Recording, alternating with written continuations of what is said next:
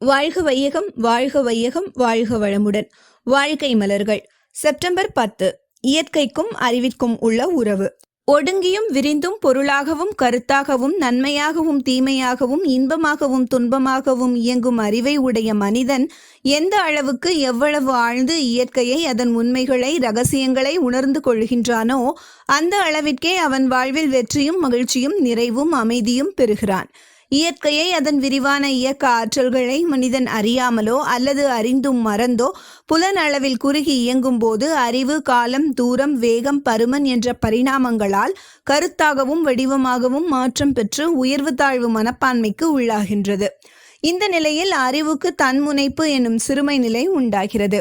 இந்த சிறுமை நிலையில் மயக்கம், உணர்ச்சி, பயம், மிரட்சி, விளைவறியா செயல்கள், சிக்கல், கவலை இவை தோன்றி பெருகி துன்பமடைகின்றது.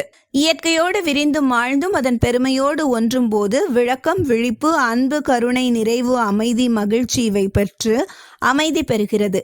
இங்கு தன்முனைப்பு என்ற திரை விலகி இயற்கை என்ற அருட்பேராற்றலோடு இணைந்து மனிதன் பேரின்பம் அடைகிறான். எனவே இயற்கையோடு ஒன்றை உணர்ந்து தெளிந்து விழிப்புடன் வாழ்வதே 6வது அறிவை பெற்ற மனிதனின் பிறவி நோக்கமாகும். இந்த நோக்கத்திற்கு ஒப்ப வாழ்வை அமைத்துக் கொள்ள வேண்டும் என்ற உள்ளுணர்வே தெய்வ வழிபாடாக உருவாகியது.